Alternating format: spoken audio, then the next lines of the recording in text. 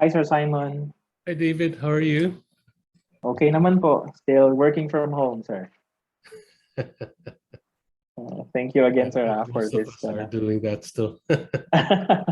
Yeah. Nasa Philippines po kayo, no? Yeah, I came back 2 weeks ago. Okay. It's Ito po yung... a lot more complicated to travel nowadays. Yes. Though down na po yung ibang na restrictions. Yeah, it's country by country. Okay. Okay. Ito po yung mga students. Those who can turn on their videos kindly. Turn it on.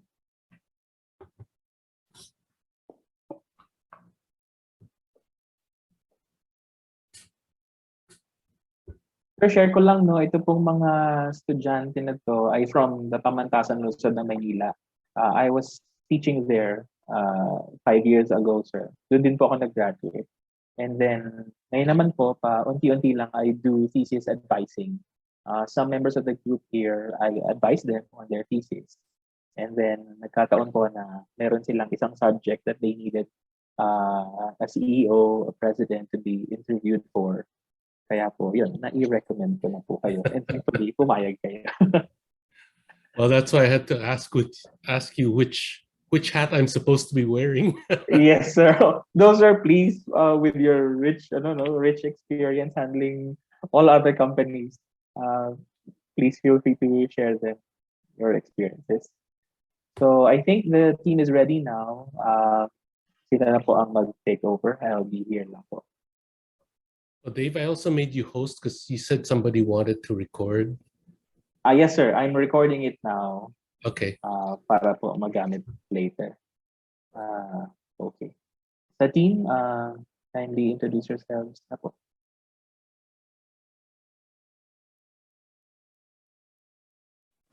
Johnny, Aliyah, or Bench?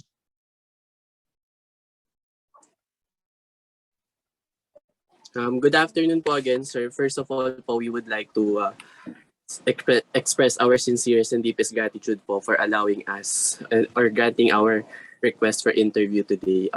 I am Melbench M. Cortaga, and together with me are my group mates, Justin Loriñatco, Janeline Platero, Praise Toribio, and Alia Sinaginan po. We are currently fourth-year students from Pamantasan ng Lungsod ng Maynila taking up Bachelor of Arts in Public Relations with specialization in taking up Bachelor of Arts in Communication with specialization in Public Relations po.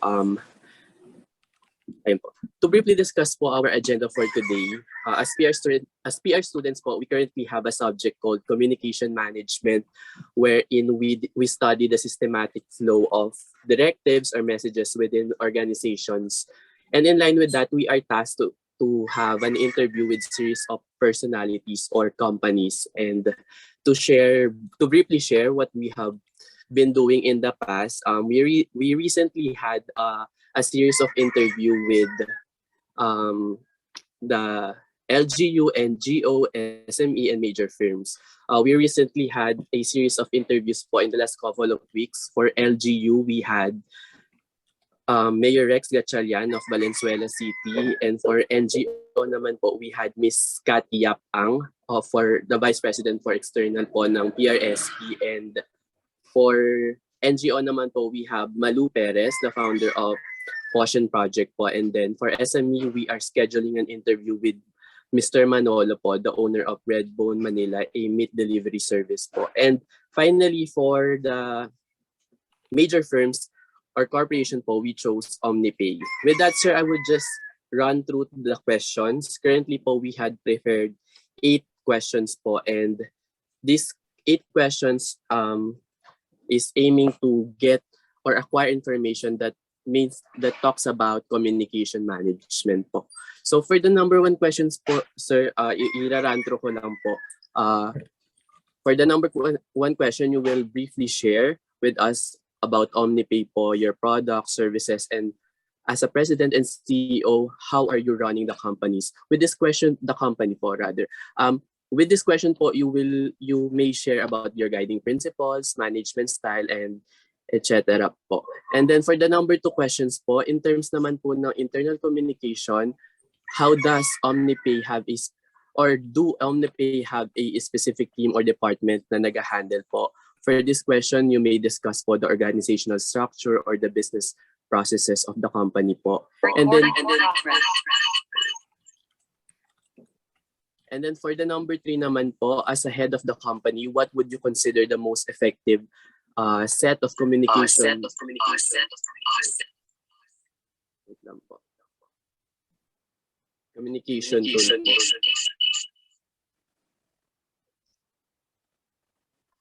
Sorry po for that.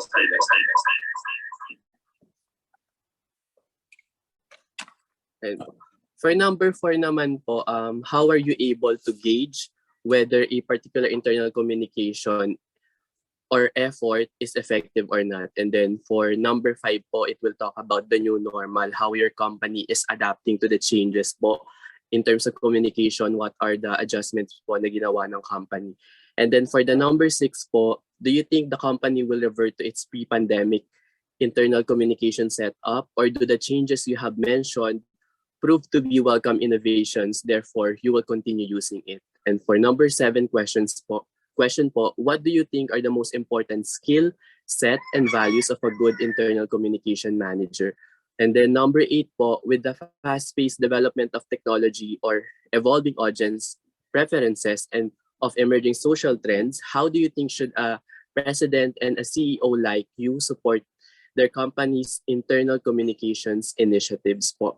So your answer for this series of questions po, sir, will be used or will be put in a presentation po, probably as a soundbite. Yun po. And then with that, sir, may we ask po for permission to record this interview or to make Justin Yatko and Praise to Review po as a co-host po? Or No problem. I think David is a co-host already right now, right, Dave? Yeah, ako na lang, sir, yung magsisend sa kanila ng recording. Yeah, so okay. so Yes, with so that po, sir, do you want me to answer it and just talk through all 8 questions, or you want to, how would you like to structure the interview? we will ask the question na lang po, one by one po. And then, Okay. and po. Sir, if you have no questions po, sir, or do you have any topics po that you would like to add in our questions po? No, the only thing is I heard when you were talking about the different types of organizations that you're interviewing, I was just thinking I need to disclose to you several of my other hats that I wear. So I'm president and CEO of 2 different organizations today concurrently. One here in the Philippines is OmniPay. The other one is Wycliffe Associates in Orlando, Florida. So I'm concurrent president and CEO of both organizations.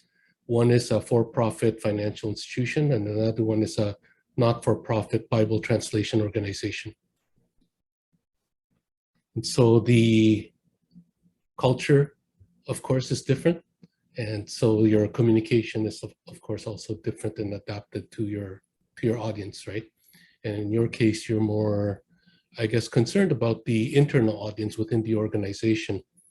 Part of the challenge, I suppose, also is with both Wycliffe and OmniPay, we have multiple offices and people scattered around the world. And it's not just a singular office, like perhaps some of your other interviewees. So I don't know if that will impact your study and your analysis. Because it gets a lot more challenging when you have to do a town hall meeting across multiple time zones, right? Yes, sir, I think very valuable po yung input ninyo kung sakali, given that your scope is worldwide. Okay. Sige, Mel, go ahead. So to formally start sure you, po, you understand sometimes when I'm talking, it may be one hat or the other, so I don't want to confuse you with my answers. So to formally start po, sir, with our question number 1 po, please briefly share with us about OmniPay, your products and services, and how you as a president and CEO is running the company po. Well, OmniPay is a supervised financial institution under the central bank. We're supervised as an electronic money issuer and as a non-bank financial institution. You may be more familiar with GCash and PayMaya, and so we have similar licenses to them. The main difference is we are pure B2B in our approach in terms of our business model, meaning we don't talk to the retail consumer directly. It's always with a partner. So if you're familiar with LBC and their Express card, that's actually an OmniPay product. If you're familiar with Philippine Airlines and their Mabuhay Miles travel card, that's also an OmniPay product. I would guess that most of our cardholders don't even know they're OmniPay customers at the end of the day.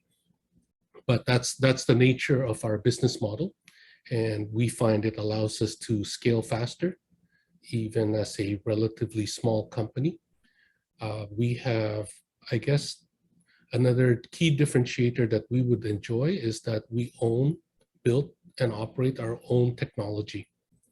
And so our parent company is called Bastion. It's a third-party payment processor. And we built our own physical data centers. We've built our own core engines, our own card system, our own remittance platform, our own cash in, cash out agent network. All of that was built in-house here in the Philippines. And so what we were trying to do is take best practices from around the world and adopt it for the local context. In IT, and especially banking, where it's heavily regulated, that's often difficult because a lot of your vendors tend to be, from the West and tend to have very rigid systems. And that's why we went down the path of building our own, specifically for the Philippines, specifically for a developing market. That said, and David knows this very well, OmniPay also has this very strong social development agenda. And so I can't say we're pure for profit. Don't get me wrong, we do want to make sure we're profitable. Otherwise, the central bank will get very nervous if a financial institution keeps losing money. But we will do projects where we know we won't make money. So we've done things like the CCT program with the DSWD and Land Bank, where we provided the cards free of charge at our own cost, right, to be able to disperse the funds to the poorest of the poor. So we'll do things like that where we're well aware that we won't make money, but it's part of our effort to increase financial inclusion in the country. And that's one of our key advocacies, if you will, even before that term financial inclusion was coined. In terms of my management style, I'm very hands-off. I am a firm believer of having a strong team. I don't micromanage, don't have time to micromanage.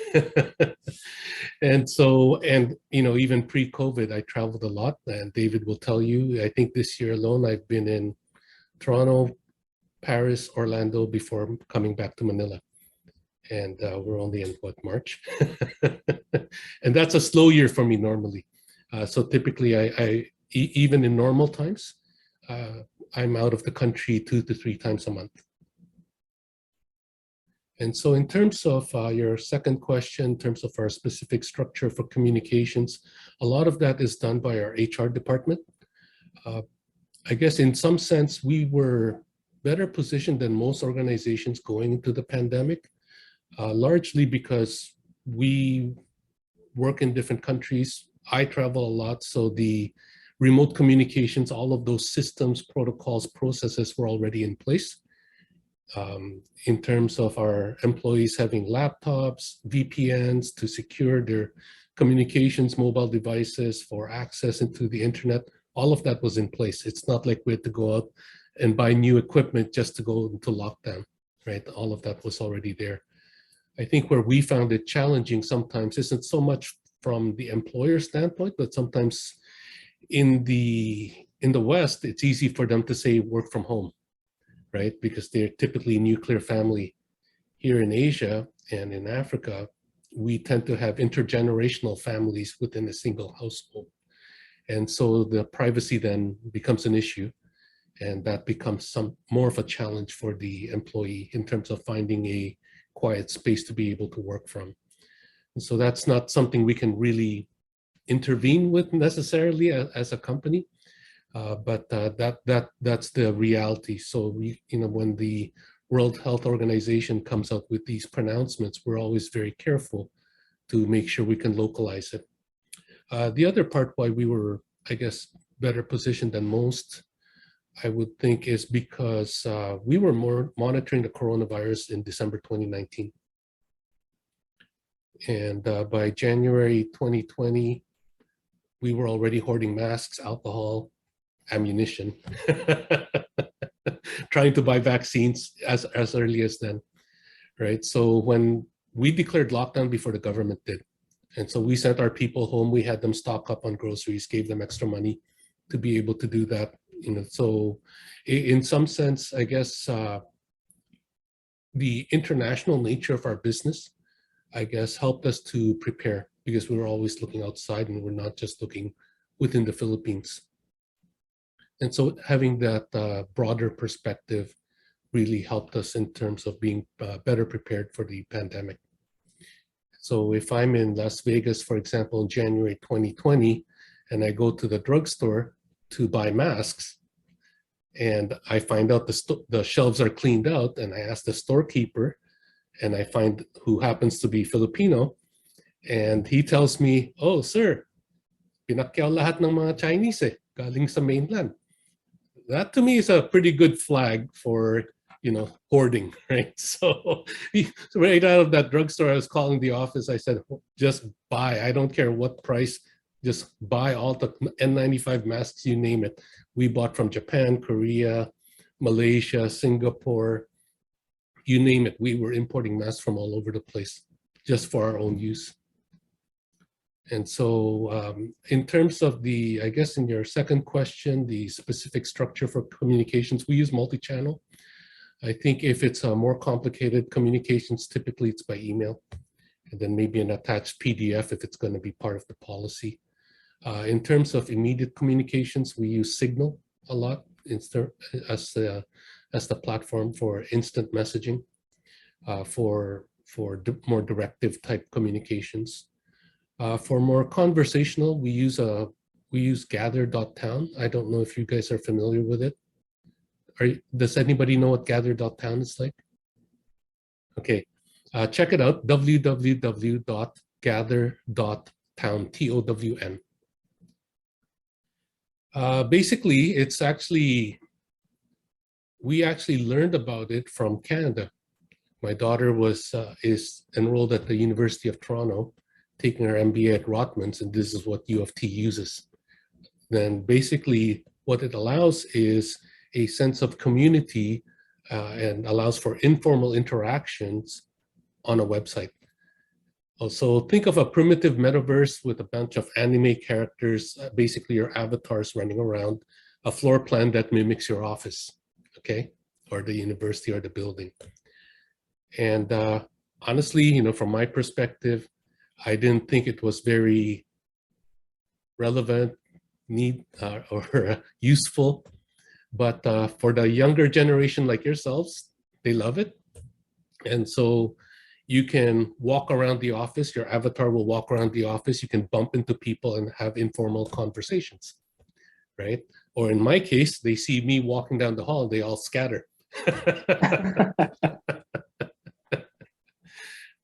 But it's an interesting, I guess, approach, and we used it to try to maintain a sense of community and involvement amongst the employees, even though they were physically disparate, right? But one unintended benefit that we found out was that even our foreign offices felt more connected to the home office. So our team, and let's say in Jakarta, in KL, they can also join the same metaverse representation of our office and participate in those types of informal social interactions. And so I think our communication structure is multifaceted.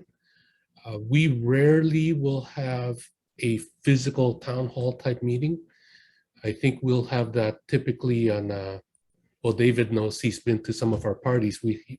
Pre-COVID, we would have Chinese New Year and Mid-Autumn Festival where we gather not just our employees and staff, but including all our customers, partners, regulators, and people will fly in from all over the world, and we'll host it.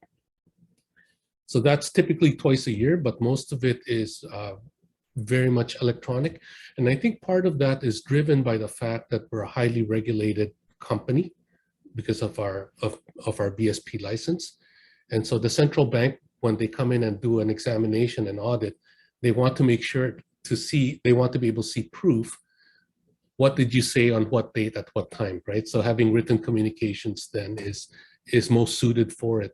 And so you can document it that way and show the central bank, oh, this is when we had the refresher course on AML, on anti-money laundering, on this, on that. At this date, this time, this who attended, right? So in some ways, I think our communication style is more formal and more written than probably most, but that's driven a lot by in terms of being a highly regulated industry. I think in terms of the most effective set of communications, as I alluded to earlier, it really depends on what we're trying to communicate. You know, the gather.town is great for social, informal, unstructured communications, right? Where you don't have to set a time for a Zoom, for example. You can just walk around and bump into people that you want to talk to and engage them, right? It's kind of well, David may be old enough, you guys are too young, but David is like the water cooler talk, right? When people go to the water cooler and kind of have a chat quickly, you know, you may be from different departments, different sections, and yet you can still socialize. But in terms of giving, in terms of directives, we're very formal about it, so it will typically be written. In terms of our internal communications being effective, I guess part of it really depends on the nature of the communication. Because we're highly regulated and because we tend to be very technical as well. We're very careful in terms of how we word our communications, partly because we want to make sure we're compliant with the central bank, and also partly because we want to make sure we don't unnecessarily disclose personal identifying information of our clients as well with the Data Privacy Act.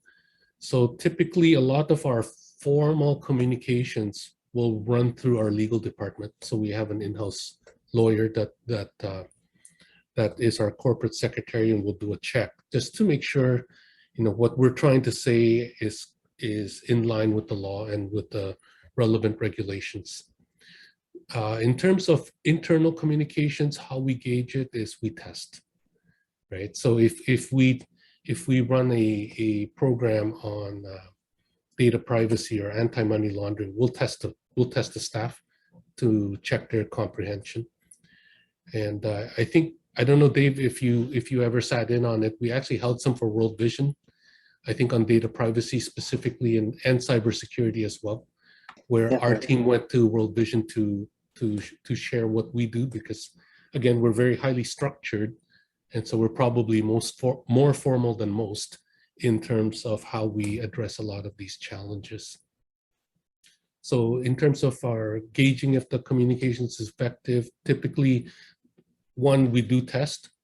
Two is, of course, the supervisors, their immediate supervisors will also make sure they socialize to the staff to make sure one, not just that they understand what the directive is, but why the directive. I'm a firm believer that, you know, we want to make sure the staff understand why we're doing, not just what we're doing. Because again, I'm not a micromanager. So if people understand why we're doing, if we need to make quick adjustments as we go along, it's a lot easier when they already understand the intent. Right. In terms of the new normal adaptations, I think probably the newest one we adopted was that gather.town that I was telling you about, kind of this anime metaverse representation of your office and avatars of yourself. We will probably keep it past the pandemic lockdowns, only because we do work in different sites around the world. And so it's a lot easier for the ones that are remote to feel connected to the office. So we'll likely keep that in terms of our go forward. In terms of our current office operations, we still are work from home. We run a split shift skeletal crew, to maintain our data center and stuff like that. But I think I've met my immediate reports once during lockdown, once in 2 years. And that was just last week, right? Because part of it was we were trying to do some strategic planning for our go forward plan to get board approval. And what I find is, in terms when you work with Zoom or Teams, typically you only hear one voice at any given time. And that's a very limiting factor. Also, you lose a lot of the nonverbal gesticulations, which communicate body language and whatever. And so you lose a lot of that. And so I find if I'm meeting somebody for the first time, it's very difficult to do by Zoom or Teams to get a sense of that individual. But if it's somebody that you've been working with for a while, then it's easier. But even then, if you're doing something that requires multiple iterations and communication in terms of the communications, then it's very, very difficult to do by remote in this type of setup. And that's where, having the physical meeting is still important to be able to make sure you have a clear exchange of ideas. So in our sense, and maybe it's only because we're older, right? So we're not digital natives like you guys. I started programming with punch cards back in the day. Keyboard was an innovation. So Simon, what are punch cards?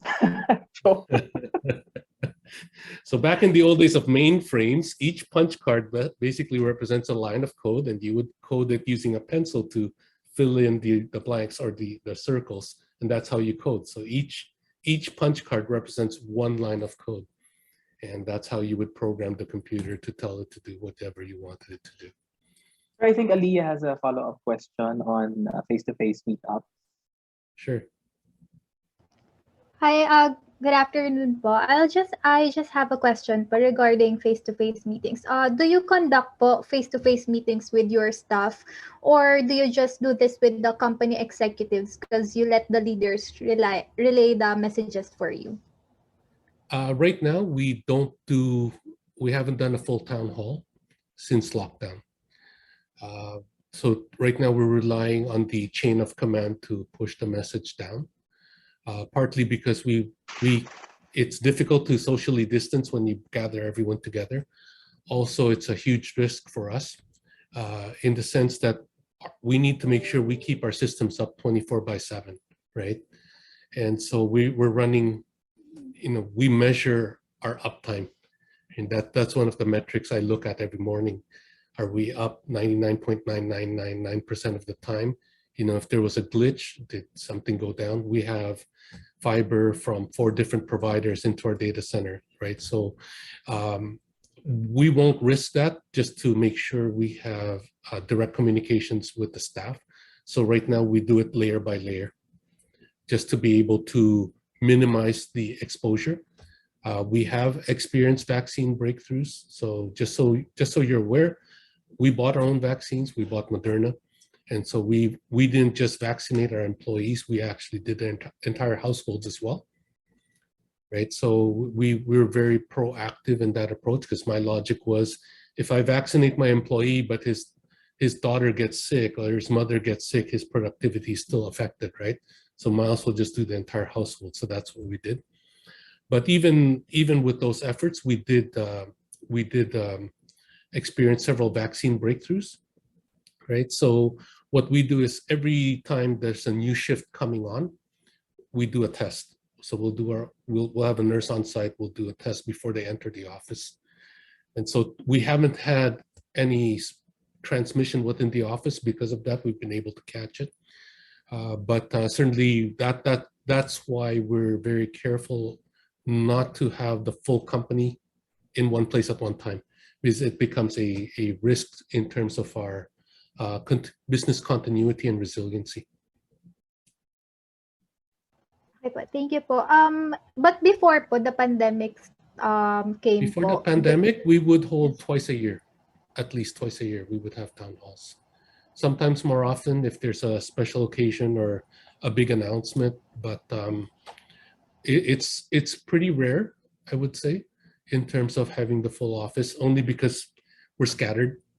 Even in Makati, we have two different physical locations. It's not all in one, partly because one is a backup to the other, right? So if DPWH digs up the streets and cuts off one office, we still have another one running, right? So it's more difficult to do in a physical disparate location.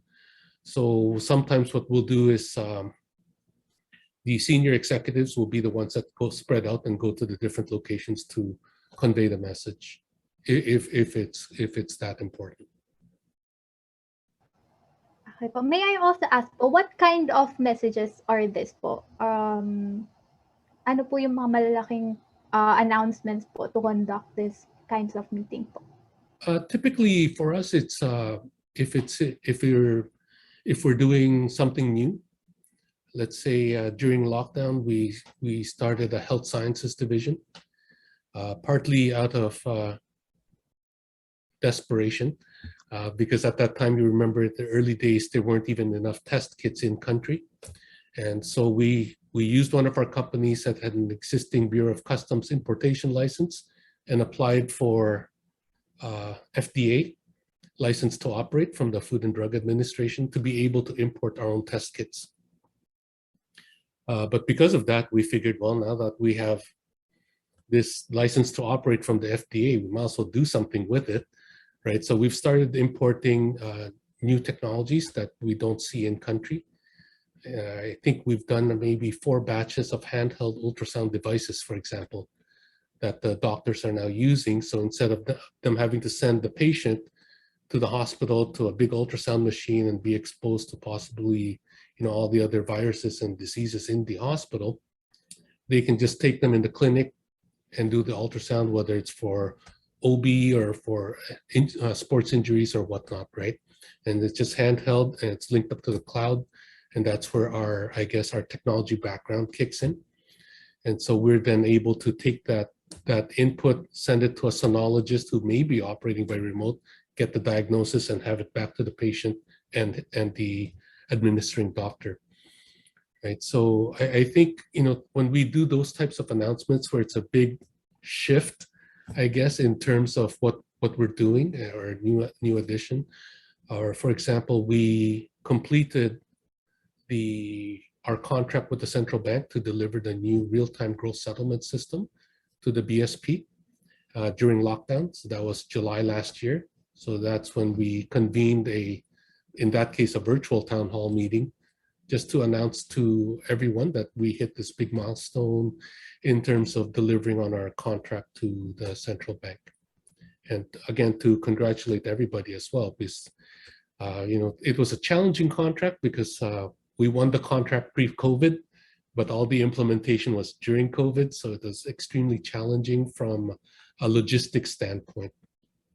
So being able to thank everyone and recognize all their contribution, and everybody has to be flexible, I guess, in that regard. And again, this comes back to where I believe it's important that the staff understand the intent and not just the message itself, especially when it comes to directives.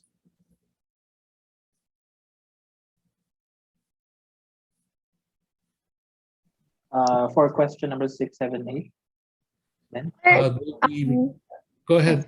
For the question number 6 po, do you think OmniPay will revert to its pre-pandemic internal communication setup po? Or do you think po the changes you have mentioned po prove to be welcome innovations and you continue using them na po? We'll continue using. But I think part of it is because we're in disparate locations. We're not all in a single location, right? The answer may be different if we all worked in one physical office. But frankly, my personal conviction is that there will be more variants coming.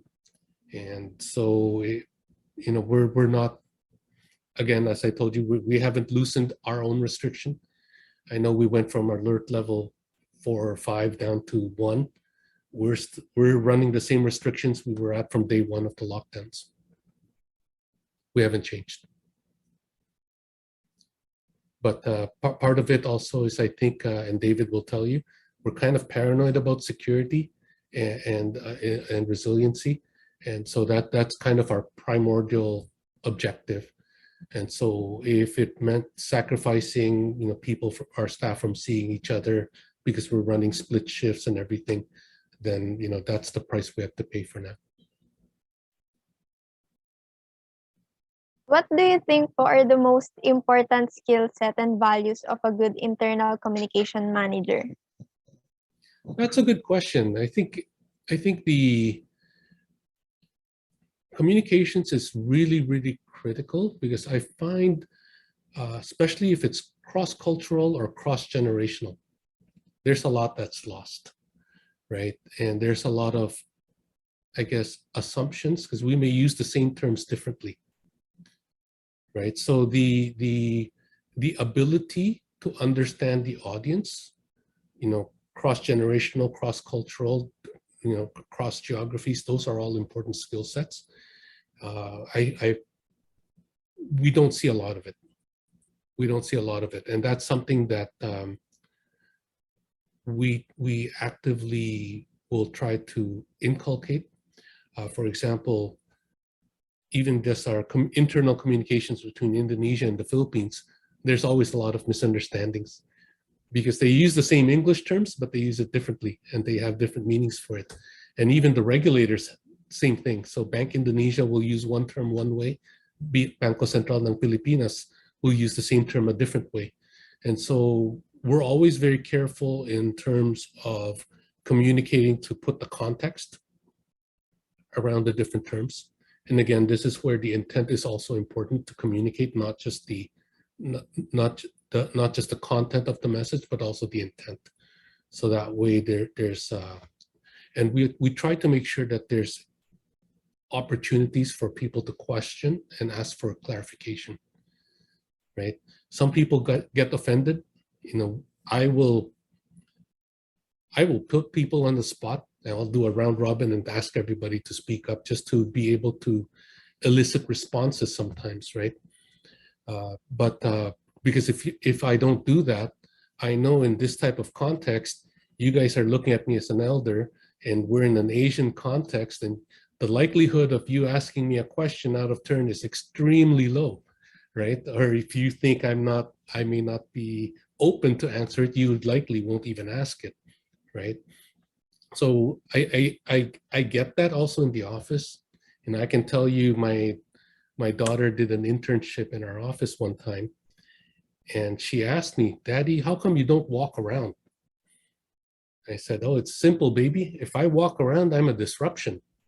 Because I walk to one section and everybody stops working and looks at me and wonders why I'm there," right? So frankly, that's not helpful to anyone, right? And so, it really depends on the culture. In the US, it's very different, right? When I'm in Orlando, I will walk around and visit with people in their offices, because I'm not disruptive there. They don't stop working just because the CEO suddenly shows up. They may question, why is he here, right? But it doesn't disrupt the work. In the Philippines, I find it very disruptive when I start working, or when I start walking around.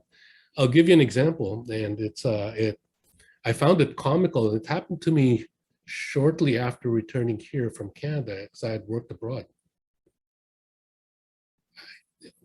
My COO came to me and said, "Sir, can you call Joven Reyes, the president CEO of AIG Film Bank at the time, and ask him to join us for lunch?" And I said, "But you were talking to his staff. Why isn't the staff just asking him directly?" And I said, "I know Joven well. He has an open door policy, right? I mean, he doesn't close the door to his office, so you can just poke your head in and say, 'Boss, do you want to join us for lunch with OmniPay?'" But they didn't do that. So his staff's response to be able to convey that message was to ask my staff to ask me to ask their boss. So talk about a roundabout way, just because they didn't feel comfortable to be able to go to their boss directly over something like that. Something as innocent as going out for lunch, right?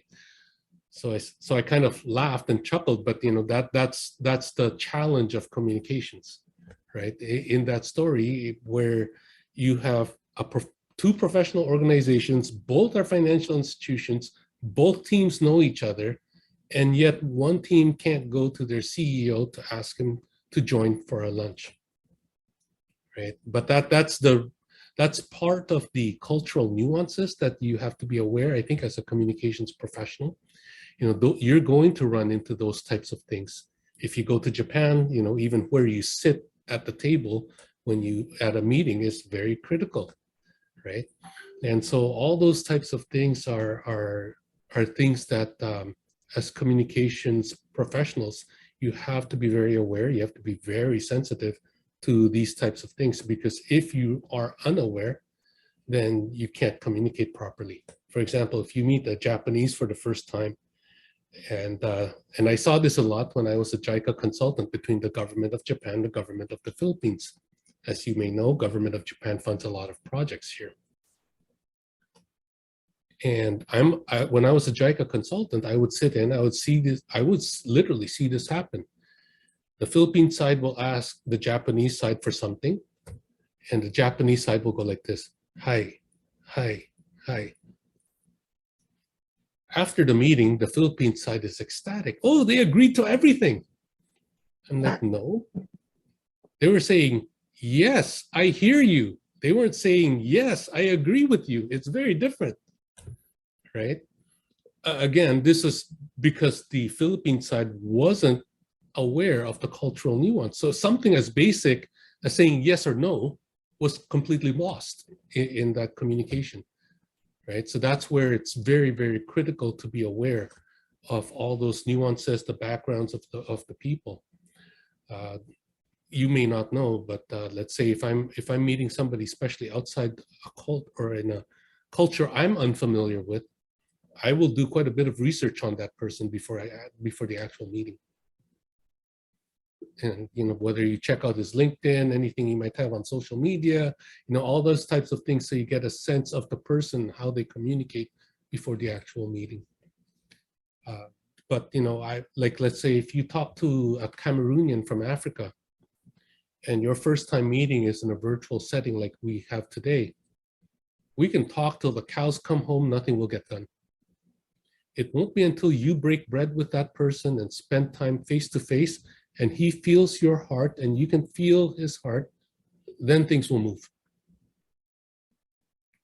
Right? So your choice of channel of communication, your sensitivity to the different cultural nuances and backgrounds of the people in terms of your audience, those are probably the hypercritical skills for me in terms of communications professional. I hope that answered your question in a long about way. For the next question po, with the fast-paced development of technology, of evolving audience preferences, and of emerging social trends po, how do you think should the president and CEO like you support their company's internal communication initiatives? I think that will depend on the president's management style, right? So if they're very rigid and have a very rigid command structure, let's say like in the military, it's not so important, right? You tell your one down, they tell their one downs, and that's how you cascade the information. Personally, I have my direct reports. We're in constant communication. Typically, it's over Signal, right? Because it's a lot faster. Part of our challenge is, I'm on the board of World Vision, Maybank, Biblical Seminary of the Philippines, De La Salle University as an advisor, all these other organizations. So my emails, I typically get over 1,000 a day. That's not counting the junk mail and the scams, right? And so typically my staff knows, my direct reports knows. From OmniPay, typically it'll be over Signal for an instant messaging platform. For Wycliffe Associates, typically it'll be over Microsoft Teams, and that over the instant messaging platform on Teams. So that's how we'll communicate with one another if they need my immediate input or my immediate attention. If it can wait, then or if it's a more involved, then it'll be typically over email. If it's urgent and they still have to send by email just because of the volume of information, then typically they'll send the email, then they'll send me a message on Signal, so then I'll look for the email too, so I can process it quickly. So there are, I guess, things like that in terms of I think the dynamic media challenge. Part of it is generational, right? So I assume most of you guys are on Instagram and not on Facebook like your parents, right? You know, David will remember MySpace and all those other precursors prior to Facebook, right? But yeah, so part of it is who are you trying to communicate with, and you have to make sure you're in their channel to be able to reach your audience, right? Is it Discord, right? Because that's where you are now, or is it, in our case, we use gather.town because it's for a more corporate type setting. Again, it was designed more for the younger employees in our organization, because that's how they worked with one another, that's how they socialize, right? So we will use social media, but it's usually just one way to communicate with external stakeholders, not so much for internal stakeholders. For internal, typically, if it's more social, informal, it'll be on Gather. If it's immediate, it'll be Signal or Teams, depending on the org. And then if it's otherwise, it'll be email if it doesn't require an immediate response. And I would assume it will keep changing depending on how things go and where people will move in terms of platforms. Where we will be very careful about is we will not allow our employees to use platforms if we feel there's security risks. Right, so let's see what's a popular one. TikTok, we won't allow TikTok, for example, because we have concerns about their backend in terms of security.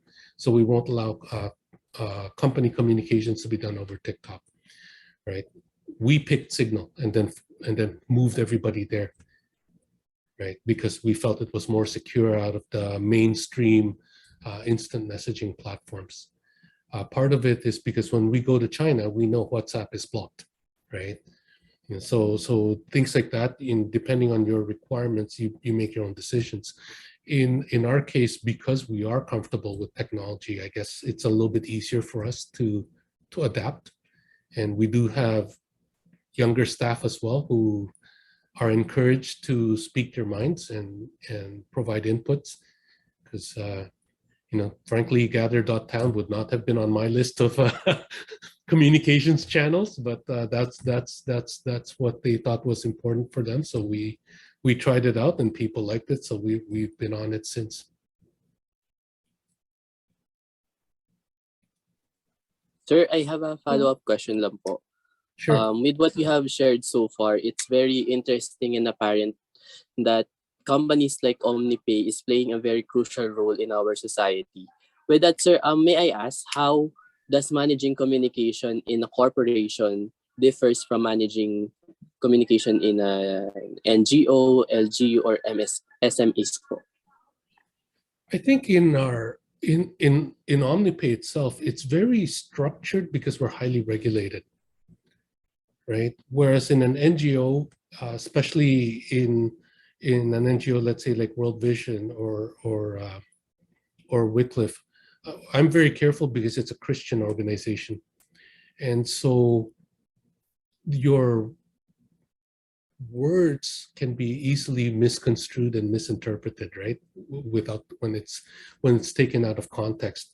So we tend to be even more careful when we're communicating as World Vision or as Wycliffe or as Biblical Seminary, because we don't want to have misinterpretation, right? Because a lot of it will be done by external stakeholders. As OmniPay, we're not so concerned about that because we can be more directive typically in our communications.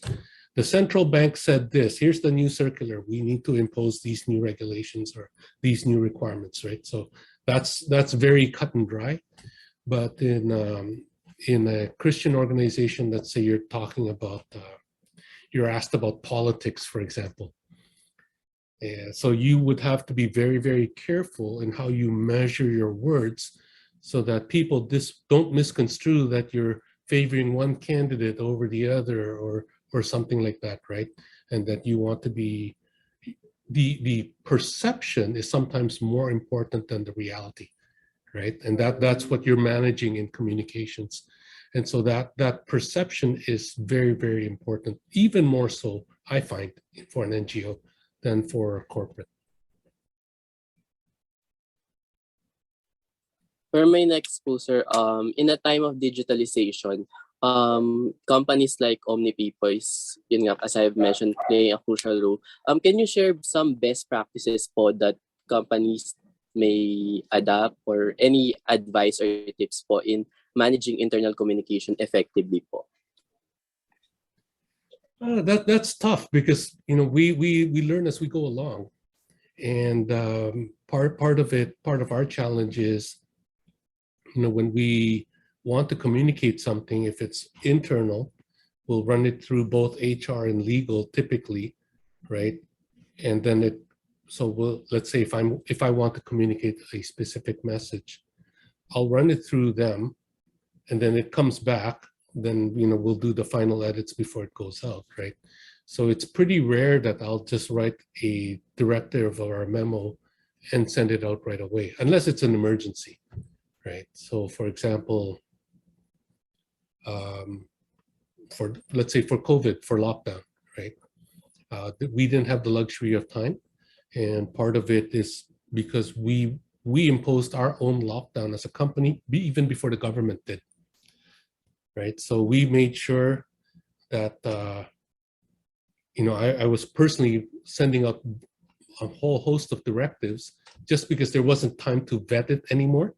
So I would cross layers of the organization and talk directly to HR to give instructions instead of going through the COO like I normally would. Right, so there were a lot of that type only because of the urgency of the communications. Right, so I would instruct Treasury, I want you to withdraw cash. I want 5 million cash right now. Send somebody to the bank and make it happen, right?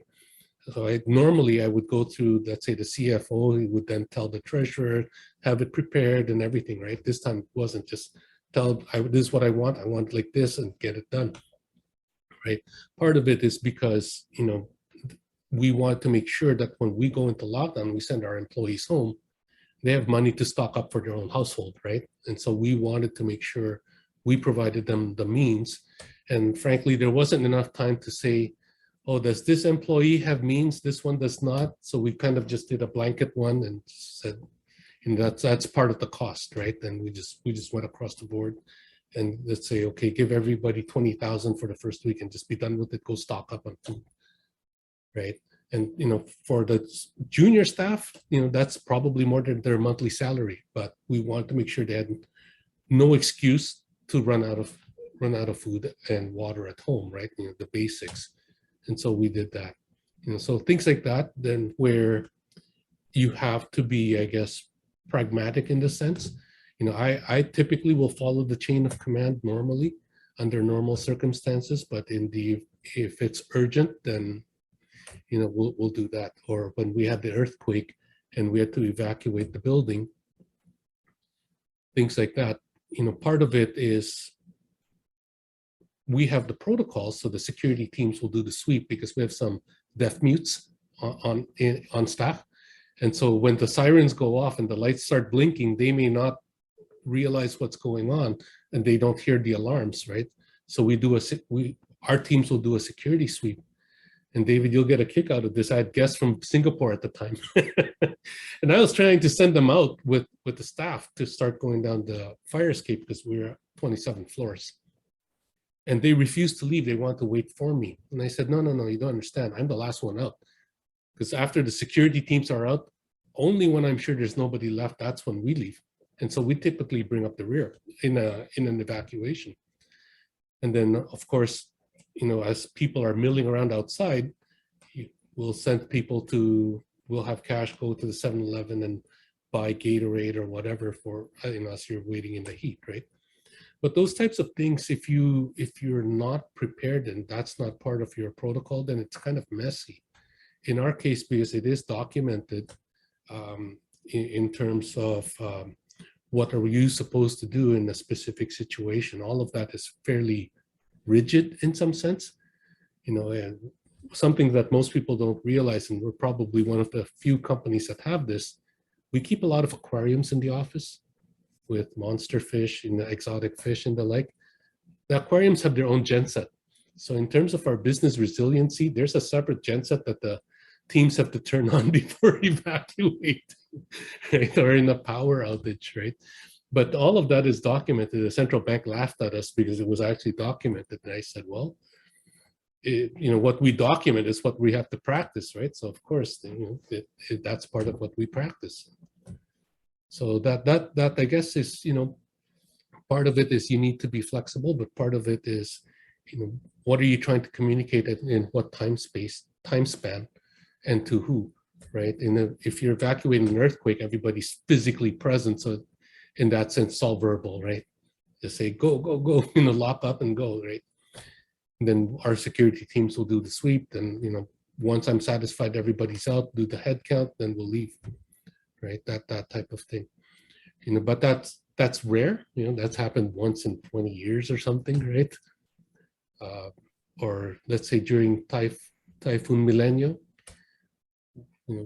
we were in the office, so we just locked everybody up and said, no, nobody's going out for lunch. Order pizza. The pizza guy makes it, just pay him extra for the tip, right? But I'm not sending anybody out, right? So we locked everybody in, and I imposed martial law basically in the office and say nobody's going out. Board up the windows and stay away, and work in the inner parts of the office. But so you'll have situations like that where you don't have the luxury of time and you need to act quickly, right? So it may be verbal and may be communicated through the executive team, but then you'll walk through, make sure everybody's complying, right? And nobody's sitting by the window and doing something stupid, right? In a typhoon. And so things like that's kind of, you have to adapt your communications to the circumstance and to the audience, to the culture. Sir, is it all okay? from I think we're down to our last few follow-up questions po with Janeline po. Yes po. In regards po to question 4 po, yung how are you able to gauge whether a particular internal communication effort is effective or not po?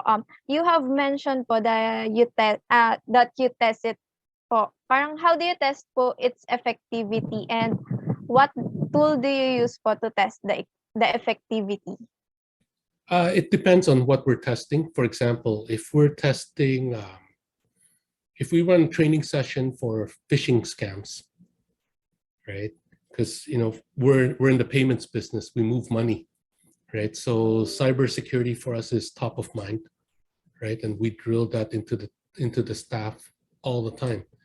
And so what we will do is we'll run our own simulations, right? So we will run where I'll ask one of my friends in cybersecurity to send email to the staff, pretending to be, let's say, myself or the COO, and giving them instructions with a link, right? And see how many people click the link. So that's a very discrete measure, right? In terms of the efficacy of your training programs, for example. So it depends on what you're trying to measure. So in that situation, if you're one of the unlucky that were careless and clicked that link, you get special training and rehab, right? Because you should have known better, right? Rehab. So well, we don't joke around, Dave. So those type of things, it's I know. Yes, sir. I always tell the BSP, we have scams, as you know, especially during COVID lockdowns, it moved online. But if people are careless and click those links, there's no technology that will secure it, right? And so your cybersecurity, cyber hygiene posture is always a blend of both people and technology. For example, how many of you have used, have clicked the link in, let's say, Facebook or Instagram to create cute avatars, right? And it's free, right? But typically, if it's free, that means you're the product, right? They're either after your personal identifying information, to mine for hopefully innocuous purposes, or maybe even some malicious purposes, right? And so we don't allow that type of thing, but those type of activities we can block on our office network because we will block those sites. But what we can't block are the emails that come in that may slip through our filters with the links and then pretending to be somebody and then somebody clicking that link. So for us, those type of phishing scams or SMSing scams, the newer ones are over SMS now, right? Those ones are the ones we do a lot of testing on, especially with our staff internally. And I can share with you, even after 2 years of lockdown, thankfully not with OmniPay, but even some of the bigger banks, up to 20% of their employees will click that link, right? And now that's a bank employee who's gone through cybersecurity training. So I told the central bank, now what do you think the hope is for the account holders or the customers to not click that link, right? And so it's a very difficult. I said, you can keep hammering the FIs, the financial institutions, but it really doesn't do any good if people are still careless and just keep clicking that link. And so in that case, that's how we measure that, right? Sometimes we'll measure by making sure the immediate supervisor goes in and talks to the team on a more intimate manner to make sure that the message was communicated properly, both in terms of content and intent, right? So to make sure the understanding is there, because sometimes I may see something that they may think is crazy, but that's because they don't understand the intent, or I wasn't very clear, right? So it could be one or the other, or even other reasons. So that's the venue, I guess, to make sure we have clarity, especially if it's critical. Down to the last two questions po. Was there ever a situation where you miscommunicated for your mandates or decisions to your subordinates? How are you able to fix it po? Oh, all the time. That happens all the time. I think, again, that's where having the immediate supervisor make sure that they engage the team to make sure the message is communicated properly. Part of it is, I didn't grow up here, right? So sometimes I miss cultural nuances even in the Philippines, because I grew up in Canada, right? So I'm very conscious, I guess, in the sense that I know that I'm very vulnerable to miscommunications. So I'm very careful to make sure that there's checks and balances in place to make sure that if there is miscommunication, that it's picked up quickly and rectified. And so, I bet you David has never heard me speak Tagalog. Oo nga, sir. For all the years that we've worked together, I bet you David has never heard me speak Tagalog. But part of it is because, I didn't grow up here, so my Tagalog is very poor. But the other part is my wife is from Cebu, so they speak Bisaya. And honestly, sometimes I mix in Bisaya and Tagalog words and I can't tell them apart, right? So I just stay away and stick with English, and hopefully that's easier to communicate with.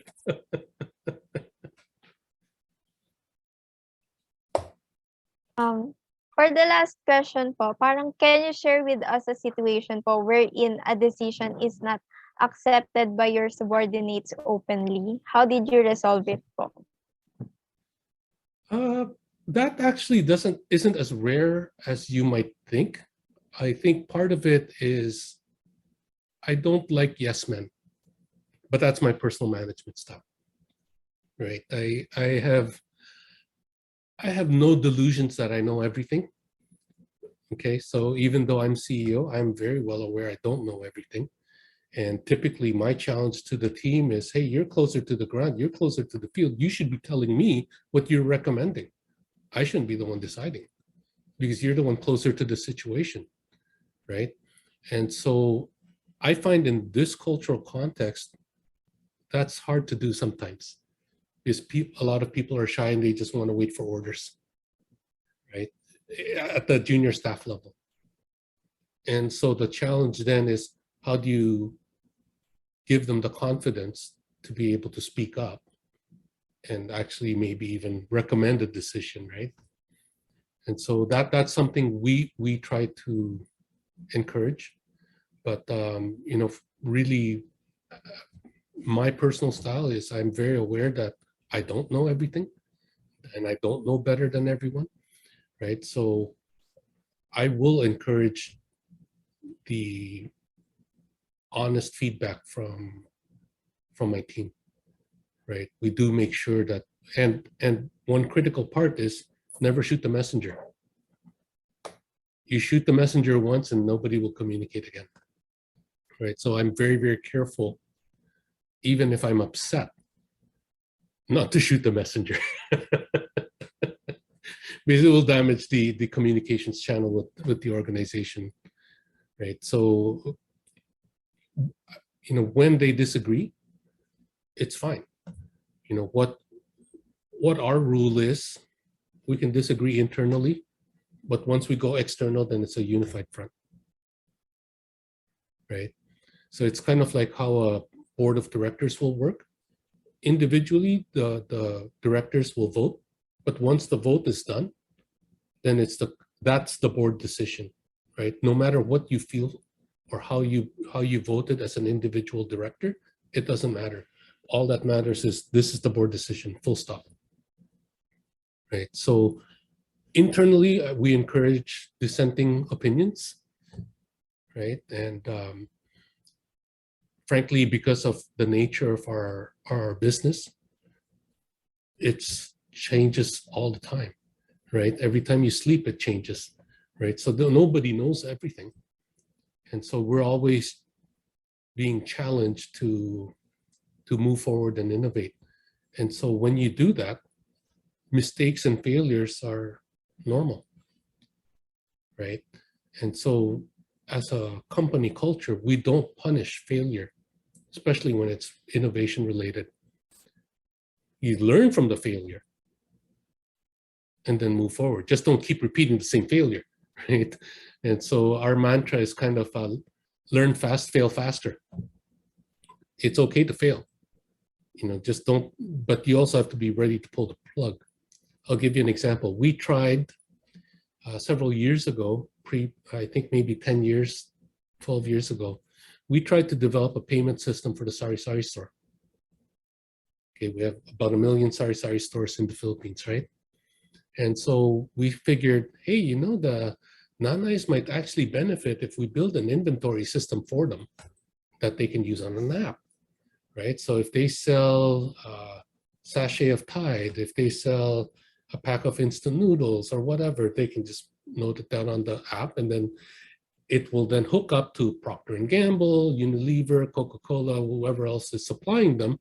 And so they can get inventory reports. So it'd be just-in-time inventory to be delivered, right? They can accept payments, you know, digital payments and everything, instead of having the paper list. And so we conducted surveys, studies, and everything. And we totally failed. So our business model, I think at the time, was we would charge them $1 a month to use the system, unlimited usage, right? So 50 pesos, call it.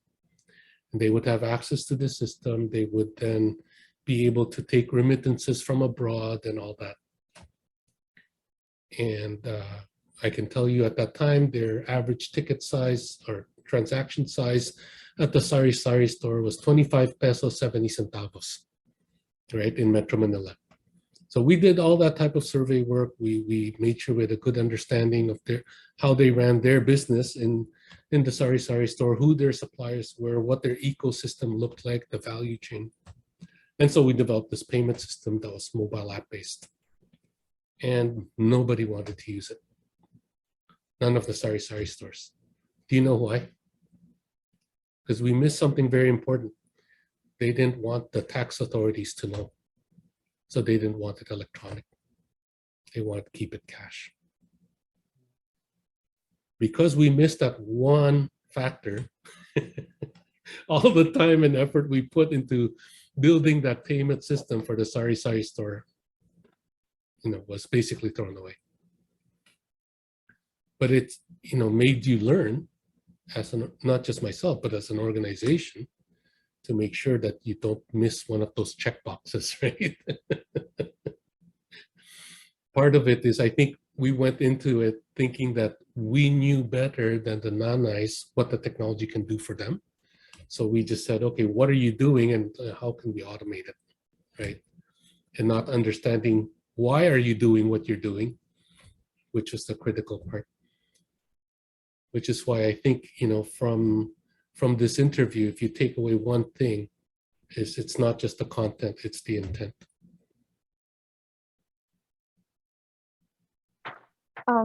That's all po. Again, thank you po for granting us this interview. This will definitely help us po with our communication management class. Can we request lang po for a photo op? Sure.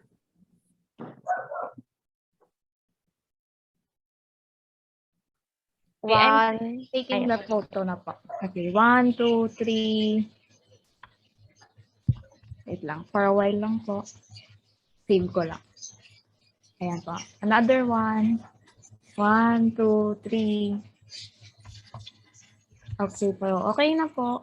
Okay. Sir Simon, Yes, do you have 3 minutes? Meron lang akong dalawang tanong. Sure. I just have 2 questions. Not related to communications na po. Paki-explain nga po sa amin in a nutshell, in layman's terms. Ano ba talagang trabaho ng President and CEO? Like you said you're wearing 2 hats, actually multiple hats. So what's your day like? What's the day like? Or a week or a month? My day is pretty long because I'm CEO of 2 different organizations on the opposite ends of the globe, right? Orlando is 12 hours behind, right? So our morning, their evening. So it's a long day. But at the end of the day, I think really the CEO is basically, as the name implies, you execute, right? What are you executing? You're executing what the board plans and decides, right? So it depends on the organization. Sometimes the CEO is part of the board, sometimes he's not, right? So in OmniPay, I'm a board member. I'm on the board of directors. In Wycliffe Associates, I had to step down from the board to take on the CEO position because that's the structure. So it really depends on the organization. But then at the end of the day, the board is the one that is supposed to decide your strategic plans, your budgets, everything are all approved by the board, and then the CEO is the one executing. In reality, depending on the organization, the CEO may drive some or a lot of it because they're the ones preparing the plans and preparing the strategy for the board's approval, right? So there's depends on the organization type and depends on the organization culture, how that dynamic plays out between the board and the CEO.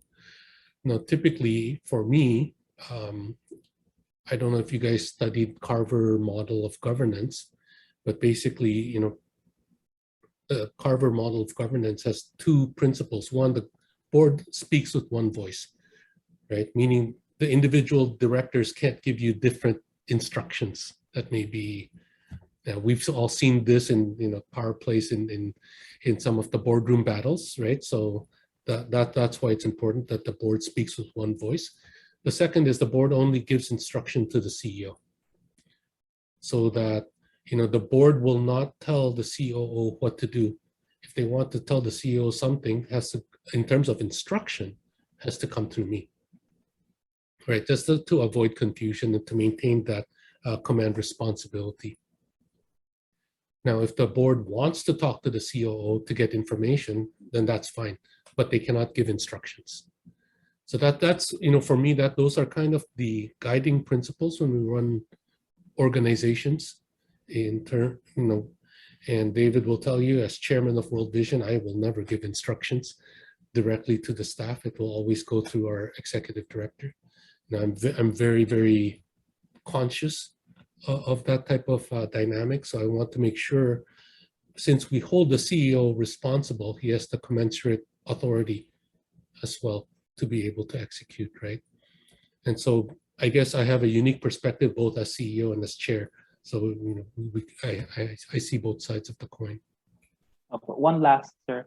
Aside from you being CEOs of different companies, you still find time to do charitable work, or even insert us in your schedule. 1 hour, I think, is very valuable for you. Bakit po kaya niyong gawin yun? Well, frankly, you guys are the future of the country.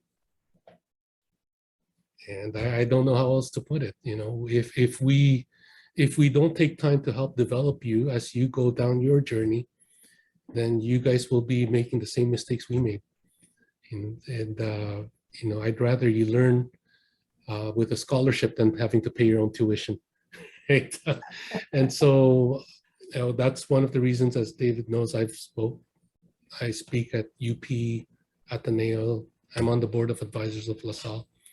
It's something we make time for because you guys are the future of the country, and so what my children the world that my children will live in will be largely determined by you all, not by me, right? And so that's why it's a long-term investment, but you need to make it. In terms of charities per se, I don't normally get involved in charities unless it's Christian mission organization. That's my passion, right? So I'm a trustee of the Far East Broadcasting Corporation. It's a Christian radio broadcast company. I'm chairman of World Vision Philippines. Of course, I think you all know World Vision. That's where David and I work together. I also chaired the Biblical Seminary of the Philippines, so that's a theological education in I think we're the only seminary in the Philippines that has both an English and Chinese track. So part of our mission there is really ministering to the theological education requirements of mainland China and these other creative access nations where they can't have seminaries. With Wycliffe, I was the founding chairman of Wycliffe Philippines, but I resigned after 10 years. Because it's not healthy for the organization for me to stay too long as chair. And then joined Wycliffe Associates. I was on the board for about 3.5, 4 years before the board asked me to step in to take over the company. Wycliffe Associates, we have Bible translation projects all around the world, from Africa to Asia to the Solomon Pacific Islands. So our team is scattered, although our headquarters is in Orlando. And the reason for that today is because most of the donations and financial resources actually come from the US, and then we take it and then deploy it all around the world. So if any of you ever want to go to, let's say, Nigeria or Ethiopia, Vanuatu, these far-flung places to do missions work, Bible translation is probably a good channel for it. Right? There's a lot of work that needs to be done. And so that's why I think part of the reason I can share this with you as you guys go down your own journeys, part of the reason the board of Wycliffe Associates asked me to take over as CEO is they wanted somebody that knew both East and West, right? I grew up in the West, I studied in the West, I worked in the West, but I'm from the East, and I lived in the East, and I work in the East. And so I can easily adapt to both cultures. Now I have to catch myself sometimes, right? As you know, we value relationships a lot more here than, let's say, in America, where they tend to be more transactional. And so when I'm there running that business, I have to be very careful not to use my Asian lenses to measure the acceptability of their behavior, right? And by the same token, I have to make sure I manage the board's expectations in terms of being able to take action as quick as they may want, right? So in Wycliffe, it's very interesting because it is a very US-centric in terms of headquarters, in terms of the financial resources, but in terms of its stakeholders, it's the global church, right?